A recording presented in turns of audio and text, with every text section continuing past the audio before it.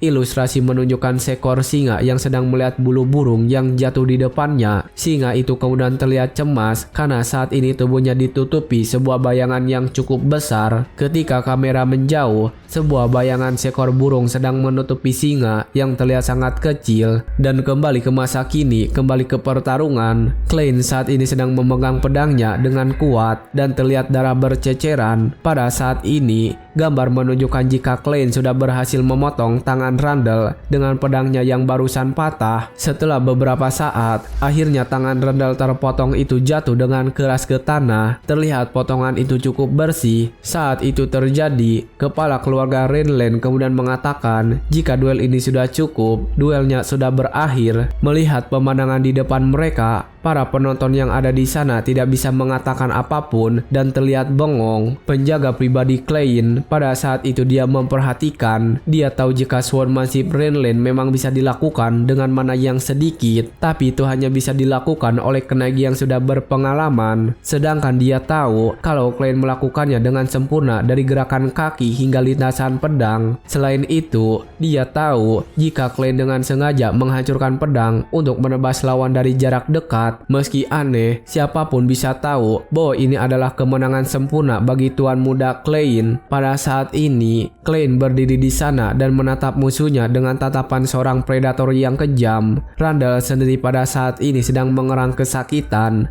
dan dia juga terus memegangi tangannya yang tidak berhenti mengeluarkan darah. Setelahnya, dia langsung berguling-guling di lantai arena berteriak kesakitan, dan saat dia melakukan itu, beberapa petugas medis beralih ke sana untuk memberikan penanganan pada pendarahannya. Saat petugas medis sedang bekerja menyelamatkan Randall, Klein diam di sana dan memperhatikan dari belakang. Klein yang penasaran kemudian bertanya kepada mereka berdua. Dia bertanya apakah tangannya mungkin bisa disambung lagi. Petugas medis kemudian mengatakan itu tidak mungkin karena ini hanyalah healing magic biasa. Pada saat itu, dia terus memikirkannya. Dia merasa 200 tahun sudah berlalu, tapi healing magic masih belum banyak berkembang. Pada saat itu dia juga tidak sadar jika ayahnya dari sana sedang memanggil namanya. Ayahnya kemudian mendekat dan bertanya apakah Klein baik-baik saja melihat tubuh yang terpotong. Klein pada saat itu terlihat pucat. Dia lupa jika saat ini dia bukan Archimon dan lupa berakting. Klein kemudian mengusap-usap kepalanya dan dia berpikir bagaimana ini. Sementara di belakangnya, Conwell terlihat sangat panik tidak percaya dengan hasil pertandingan ini. Dia sangat kecewa karena dia sudah mengeluarkan banyak uang untuk menyewa Randall dalam pertandingan ini. Melihat kedatangannya ke sana, kepala keluarga Renland memintanya untuk mengakui kesalahannya dan patuhi tuntutan pemenang sesuai janjinya. Tapi pada saat itu, Conwell mengatakan dia tidak akan memenuhi itu. Dia berteriak dengan frustasi bahwa telah kehilangan putra juga kenaik pribadinya